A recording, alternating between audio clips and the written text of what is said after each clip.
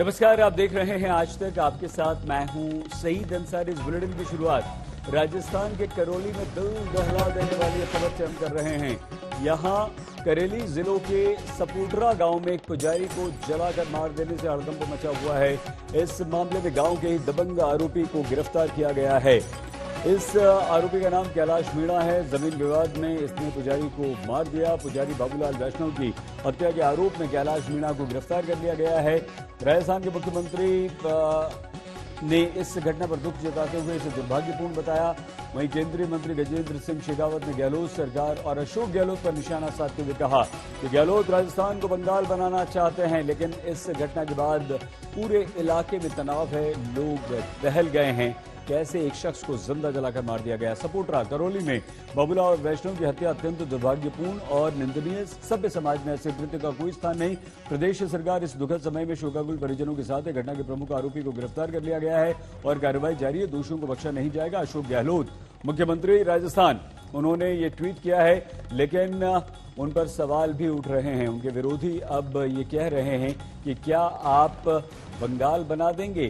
किस तरह से एक पुजारी को जला दिया गया। सीधे लिए चलते हैं आपको। शरद हमारे संवाददाता हमारे साथ हैं। शरद, बेहद गंभीर घटना।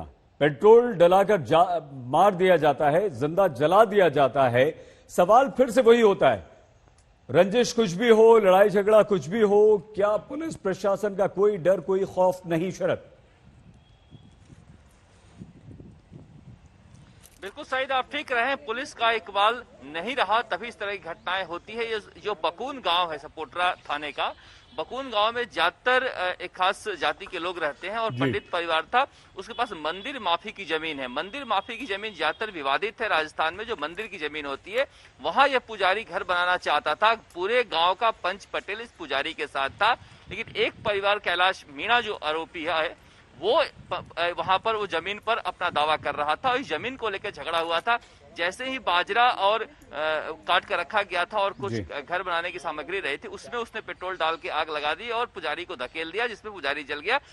सरकार का दावा है कि हमने आरोपी को गिरफ्तार कर लिया है, लेकिन ये दिखाता है कि राजस्थान में कानून व्यवस्था की कितनी अराजक स्थिति है। सईद, यही स्थिति जो है यही डराती है और लोगों में डर का माहौल है। स्थिति इस वक्त वहां जहां ये हादसा हुआ है करौली में क्या है? शरद,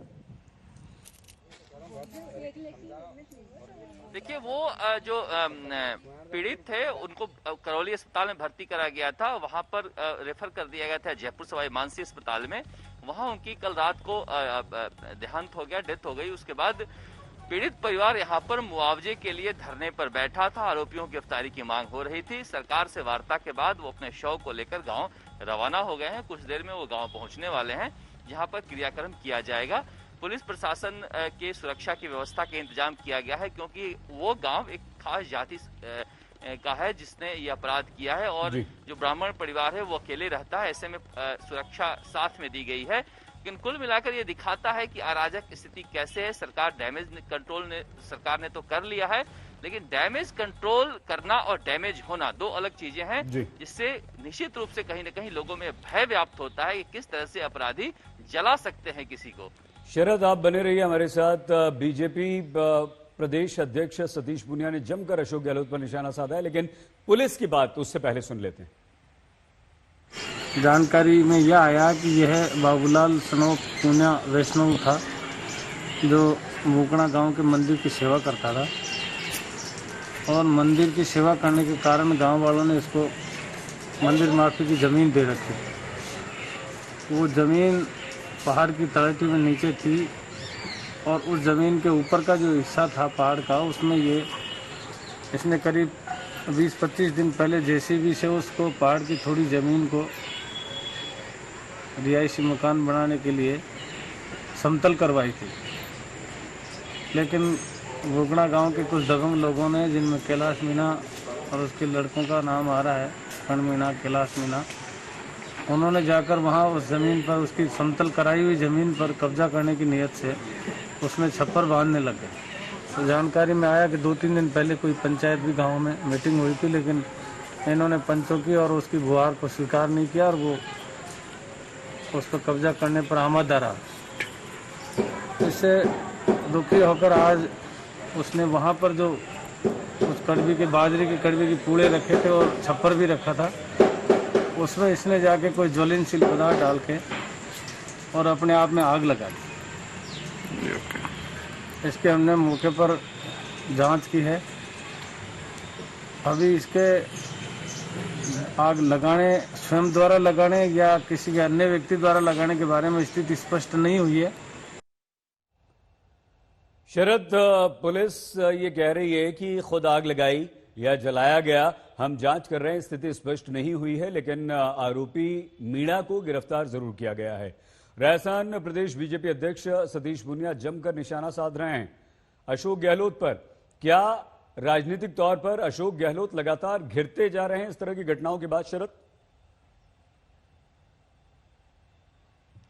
देखिए, अशोक गहलोत ने डैमेज कंट्रोल करने के लिए 302 लगाने के आदेश तो दे दिए हैं, लेकिन निश्चित रूप से जिस तरह से राजस्थान में जगह जगह से बलात्कारी घटनाएं सामने आ रही हैं या फिर इस तरह से अपराध की घटनाएं सामने आ रही हैं, दूसरी तरफ पूरी बीजेपी एक तरह से हमलावर हो गई है, चाहे केंद्रीय मंत्री हो या सांसद हो, विधायक हो, प्रदेश अध्यक्ष हो। बीजेपी ऐसा लगता है कि राजस्थान पे अशोक गहलोत पर अटैक कर रही हो हर तरफ से। निश्चित रूप से अशोक गहलोत घिर गए हैं और अशोक गहलोत इसीलिए इस तरह के कदम उठाए। उन्होंने जल्दी जल्दी अपने मंत्रियों से बात कराई, अधिकारियों को भेजा जगह पर, वहां 302 में उसको परिवर्तित किया कि जैसा कि पुलिस वाले कह रहे थे कि वो स्वयं में आग लगा लिया था, घर वाले कह रहे थे कि नहीं उसने आग लगाया है, तुरंत घर वालों की बात मानकर मुकदमा चेंज करवाया। तो निश्चित रूप से अशोक गहलोत दबाव में तो है क्योंकि कानून व्यवस्था की स्थिति चरमराई हुई है और इसी कानून व्यवस्था की चरमराई हुई स्थिति को लेकर बीजेपी इसे मुद्दा बना रही है और इस मुद्दे पर कहीं ना कहीं वो लगातार हाशिए पर है। जिस तरह से सचिन पायलट और उनके बीच एक विवाद चल रहा था, उसमें अब बीजेपी राजनीतिक रूप से हमला बोलना शुरू कर दी है। इसे लेकर निश्चित रूप से अशोक गहलोत सहित घिर रहे हैं। शरद, आते हैं आपके पास, लेकिन अब राजनीति भी जबरदस्त हो रही है और अशोक गहलोत का ट्वीट हम लगातार आपको दिखा रहे हैं, लेकिन प्रदेश कांग्रेस अध्यक्ष क्या कहते हैं, सुनिए। पहले 307 में हुई, लेकिन फिर जब उसकी डेथ हो गई तो 302 में कन्वर्ट कर दिया गया है, आईपीसी की धारा 302 में, और पुलिस द्वारा सुरक्षा का पीड़ित परिवार को आश्वासन और पूरी व्यवस्था की गई है। और जो मुलजिम है जिससे उनका पहले से विवाद था, उसको कैलाश मीणा नामक व्यक्ति है, उसको गिरफ्तार कर लिया। सुरेश मिश्रा, अध्यक्ष ब्राह्मण सभा, सीधे सीधे सरकार पर आरोप लगा रहे हैं, सुनिए। जो एसओ वहां लगा हुआ है वो जांच को प्रभावित कर रहा है, तो तुरंत प्रभाव से एसओ को हटाया जाए, जिसके लिए उन्होंने तैयारी कर दी है कि हटा दिया जाएगा। हमने कहा कि इसकी जांच डीवाईएसपी स्तर के अधिकारी से की जाए और जो इस सर्किल का नहीं हो, क्योंकि उस सर्किल के अधिकारी जांच को प्रभावित कर सकते हैं, तो वो उन्होंने मानी है। तीसरी हमारी डिमांड थी कि 50 लाख का मुआवजा इसके परिवार को मिले, तो वो 50 लाख की जगह उन्होंने कहा कि इसको लिख के देंगे मुख्यमंत्री को कि अधिक से अधिक इसका मुआवजा मिले। सरकारी नौकरी करने के लिए उन्होंने सहमति व्यक्त करी है। और पांचवी डिमांड थी कि इस परिवार को सुरक्षा व्यवस्था मुहैया हो, क्योंकि परिवार बहुत डरा हुआ है। इस परिवार में 5 बच्चियां और एक लड़का है खाली, और वो परिवार ये दुर्घटना देख चुका है, तो बड़ा आशंकित है और वहाँ उनको डर लग रहा है कि हमें दिक्कत नहीं हो जाए। तो उनके साथ में पुलिस की सुरक्षा व्यवस्था की इन्होंने हामी भरी है।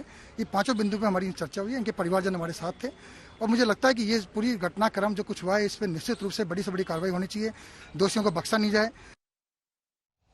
राजस्थान की अशोक गहलोत सरकार को इस मुद्दे पर बीजेपी का केंद्रीय और राज्य नेतृत्व लगातार घेर रहा है। राज्यवर्धन सिंह राठौड़ ने सवाल उठा दिए।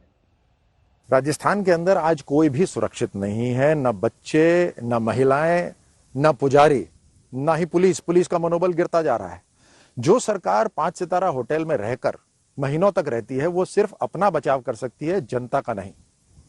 और राजस्थान के जो मुख्यमंत्री है, जिन्होंने खुद किसी के लिए ये शब्द इस्तेमाल करे थे कि नकारा और निकम्मा, आज राजस्थान की कांग्रेस सरकार को इन शब्दों पर आत्मचिंतन की जरूरत है। शरद के पास आपको लिए चलते हैं। शरद, राजनीतिज्ञ कुछ भी कहें, किस तरह का भी किसी भी तरह का आरोप लगाएं, वो उनकी राजनीति है, आरोप प्रत्यारोप का दौर चलता है, लेकिन क्या किया जा रहा है? कितनी कड़ी कार्रवाई की जा रही है, क्योंकि पुलिस तो शक जता रही है अब कि हम विवेचना करेंगे, जांच करेंगे कि खुद तो आग नहीं लगा ली। क्या इन बातों से ये मामला और उलझेगा या पीड़ित परिवार को इंसाफ मिलेगा? ये तो सच्चाई है कि एक पुजारी को जलाकर मार डाला गया है। शरद, देखिए सईद, उसमें पुलिस की भूमिका संदिग्ध मानी जा रही है, इसीलिए कहा जा रहा है कि जो समझौता हुआ है परिवार के साथ उसमें तय किया गया है कि एसएचओ को वहां से हटाया जाएगा। सईद, इलाके को समझना होगा। उस इलाके में जो है 99% आबादी आदिवासी समुदाय का है और ब्राह्मण परिवार अकेला है। तो ऐसे में उस पूरे इलाके में एक ही जाति का व्यक्ति रहते हैं, उसी जाति के पुलिस वाले रहते हैं, एसएचओ लगते हैं, विधायक जो चुने जाते हैं, सांसद चुने जाते हैं। वो पूरा इलाका आदिवासी समुदाय का इलाका है। ऐसे में ब्राह्मण परिवार सुरक्षा की मांग कर रहा था। निश्चित रूप से कहीं न कहीं पुलिस की लापरवाही रही है, गलती रही है कि पहले ही उसने जजमेंट दे दिया कि पुजारी ने खुद भी आग लगाई होगी, इसलिए इस तरह से परिवार में गुस्सा था।